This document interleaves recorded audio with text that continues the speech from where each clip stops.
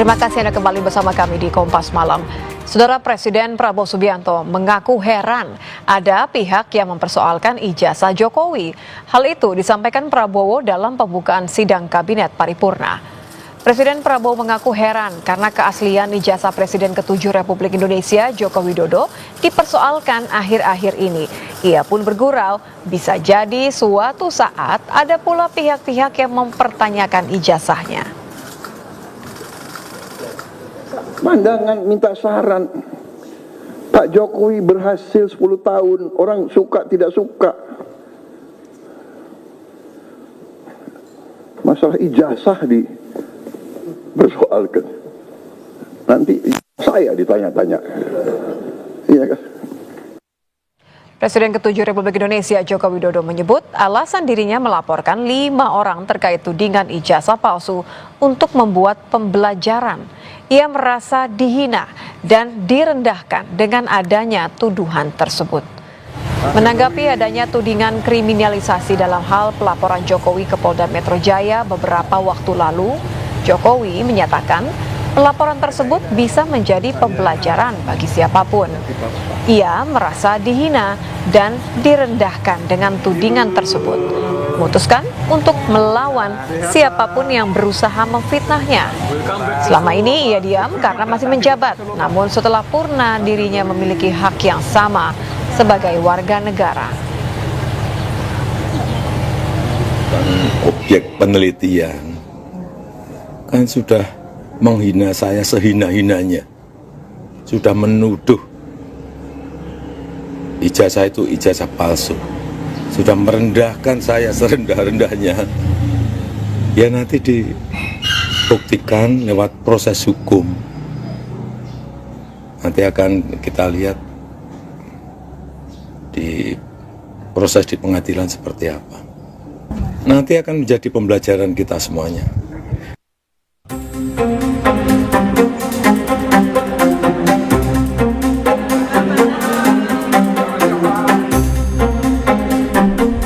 Presiden ke-7 RI Joko Widodo akhirnya melaporkan 5 orang ke Polda Metro Jaya atas dugaan pencemaran nama baik terkait tudingan ijazah palsu. Isu ijazah palsu ini kembali mencuat meskipun pihak Universitas Gadjah Mada sudah menyatakan ijazah Jokowi asli dan tak sedikit pihak yang meragukan. Mantan Menteri Koordinator Bidang Politik, Hukum dan Keamanan Mahfud MD mengingatkan agar isu dugaan ijazah palsu Jokowi ini tidak ditarik terlalu jauh. Hal ini tidak akan membuat seluruh keputusan yang telah diambil oleh Jokowi saat menjadi presiden batal.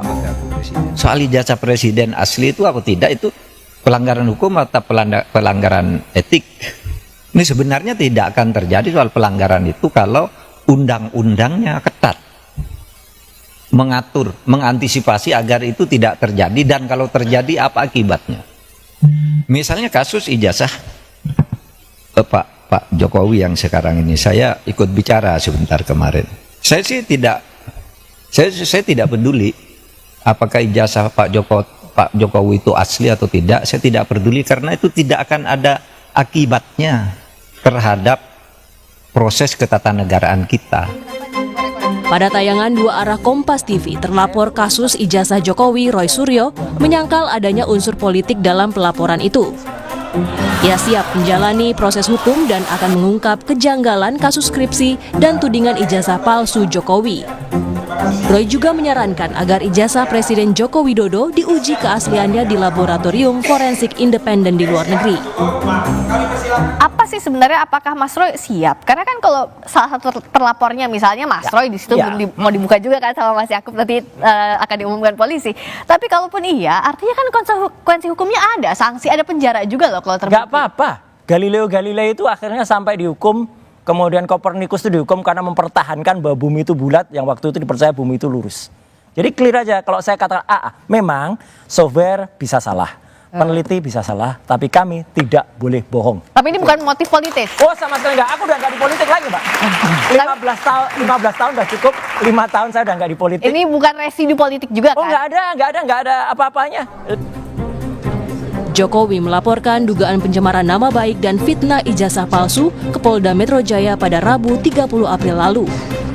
Jokowi melaporkan 5 orang terkait kasus ini, satu diantaranya pakar telematika Roy Suryo. Tim Liputan, Kompas TV. Jokowi telah melaporkan 5 orang yang diduga melakukan pencemaran nama baik dan memfitnah ijazah palsu terhadap dirinya. Bagaimana kelanjutan proses hukum kasus ini? Kita akan bahas bersama pakar hukum pidana Hipnu Nugroho. Selamat malam, Prof. Hipnu. Selamat malam, Mbak. Prof, kalau dilihat dari reaksi seorang Jokowi yang tentu tidak bisa dilepaskan posisinya sebagai Presiden ke-7, menurut Anda, apakah langkah ini sudah tepat? Ya, begini Mbak, mungkin Pak Presiden merasa perasaan sekali ya. Sebabnya kalau kita lihat secara formal, Pak Jokowi itu kan bekas presiden 2 periode. Jadi tingkat kenegarawannya kan cukup teruji ya gitu. Tapi dalam hal ini kok kenapa juga sampai melaporkan, mengadukan rakyatnya terhadap kasus yang ada dugaan adanya suatu fitnah. Karena mereka sekarang sudah warga negara biasa juga, jadi punya hak yang sama. Ya, betul. Ya, karena sudah warga biasa. Makanya dalam konteks hukum, karena ini merupakan delik aduan absolut lagi. Apa itu delik aduan absolut? Delik aduan absolut itu adalah yang merasa dirugikan lah, yang mengadukan. Nah, karena itu delik aduan, makanya kasus ini adalah diteruskan atau tidak, tergantung Pak Jokowi.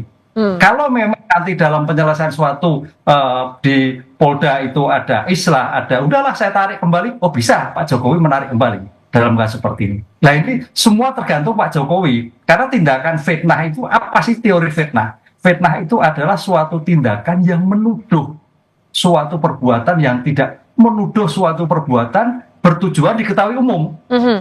Di mana perbuatan itu sebetulnya tidak betul, kan gitu loh Mbak. Itu konsep fitnah. Perbuatan menuduh ditujukan pada kepentingan umum yang sebenarnya perbuatan itu bukan perbuatan yang betul. Nah, kalau dalam kasus serupa, maaf saya potong Prof. Hipnu, kalau dalam kasus serupa meniadakan unsur bahwa Jokowi adalah seorang mantan presiden, kemudian juga 2 periode tadi, tapi sekarang bertindak sebagai warga negara, punya hak yang sama katanya, apakah kasus serupa juga dianggap lumrah untuk dibuktikan di selama proses hukum? Apakah sebenarnya tidak ada cara lain? Makanya di sini delik aduan sebagai mantan presiden harusnya legowo lah. Jadi artinya dalam kasus ini harusnya Pak Presiden menyatakan ini loh asli, kan gitu loh, dibuktikan kepada publik. Selesai sebetulnya itu. Sehingga yang merasa adanya suatu merasa tidak betul itu dibuktikan, kan itu Mbak. Sudah selesai. Makanya delik ini betul Pak Jokowi, delik ringan, diteruskan dan tidak tergantung Pak Jokowi karena dugaannya kepalsuan. Sekarang kalau itu kepalsuan, ini memang suatu penyelesaian yang tidak biasa, Mbak. Kalau penyelesaian biasa, itu dibuktikan dulu, bendanya diuji forensik, oh ini asli, oh tidak. Oh ternyata misalkan hasilnya itu palsu, baru tuduhannya kan tidak betul. Lah itu baru masuk. Lah ini yang jadi problem, makanya kalau kita lihat, teman-teman yang sebagai telapor itu pengen menguji secara lebih mendalam lagi. Ini yang panjangannya di sana. Jadi penyelesaian ini penyelesaian yang tidak biasa. Harusnya diselesaikan dulu tentang kepalsuannya itu. Oh betul asli, dari UGM jelas, dari Pak Jokowi jelas, udah clear, berarti apa yang dilakukan oleh teman-teman yang dilaporkan itu salah. Nah itu baru masuk kualifikasinya. Tapi ini tidak.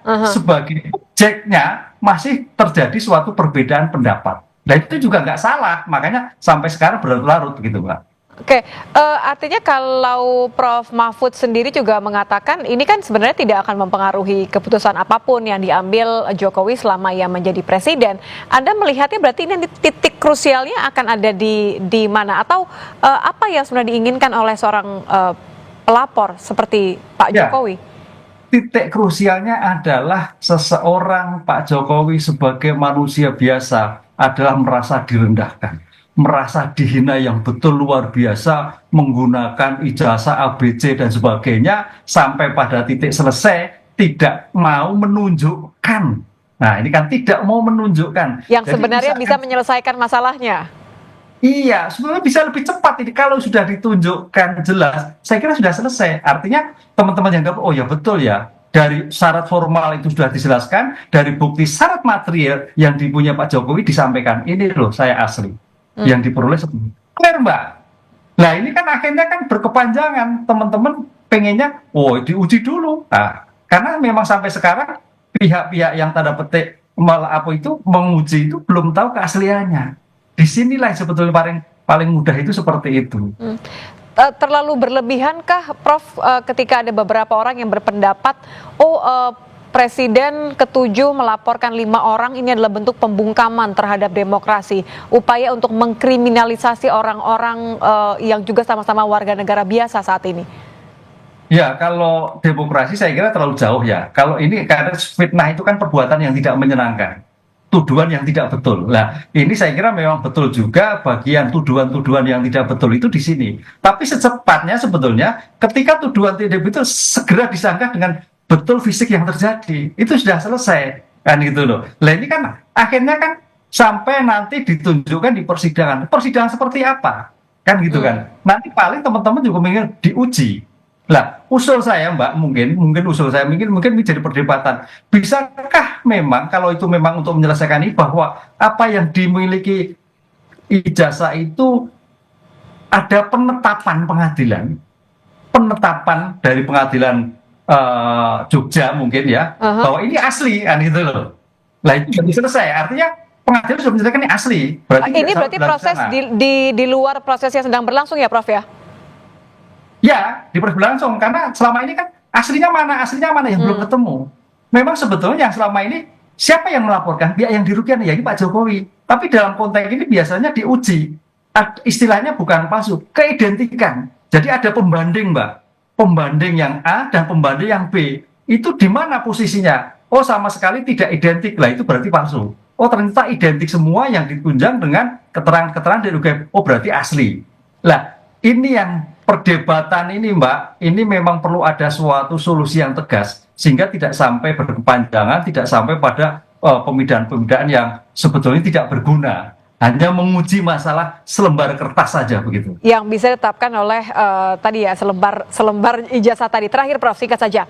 Karena ini sudah berjalan, menurut Anda memang siapa yang harus patut disalahkan tanda kutip ya? Apakah pengupload ijazah pertama yang kemudian beredar di media sosial atau 5 orang ini yang dilaporkan oleh Jokowi? Nah, kalau kita sudah bisa upload, bisa dari undang-undang elektronik. Memang pasal 2, kalau nggak salah yang diadukan itu termasuk 27 dan 32, 35. Berarti kita harus lihat yang mengupload siapa yang pertama.